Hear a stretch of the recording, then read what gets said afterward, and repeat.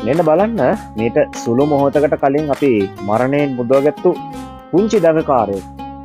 ඉතින් මේ බණ්ඩාරගම ප්‍රදේශයෙන් අපිට ලැබුණු දුරකථන ඇමතුමකට අපි ගිහිල්ලා මෙයා වරන් ආවේ ඒ නිවැසියන් ටිකක් බය වෙලා මෙයා මරන්න පවා ඉඩ තිබ්බා.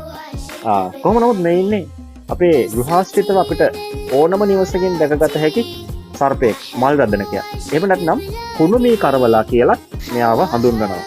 විශේෂයෙන්ම මෙයා අපේ නිවෙස්වල ඉන්න ප්‍රධානම හේතුව තමයි මෙයාගේ ප්‍රධාන ආහාරය අපේ නිවෙස්වල ඉන්න පුංචි හූණු. මේ හේතුව නිසාම මෙයා අපිට අඳුන ගන්නත් හරි ලේසියි.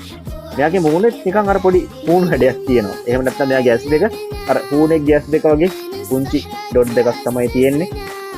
ඊට අමතරව මෙයාව අපිට තවත් අඳුන ගන්න පුළුවන් විශේෂ ලක්ෂණයක් තමයි මේ ශරීරයේ පුරාම තියෙන මේ පුංචි සුදු පාට දාර. එහෙම නැත්නම් මල් වගේනේ තියෙන්නේ. ඒ නිසා මෙයාට මල් රදනකයා කියලා කියන්නේ.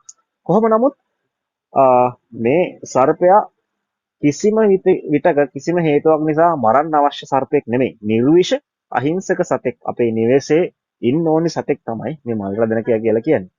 කොහොම නමුත් මේ මල් රදනකයාවත් නයි පොළොංගු කියන විස සර්පයෙන්වත් අපි කිසිම හේතුවක් නිසා මරන්න අවශ්‍ය නැහැ.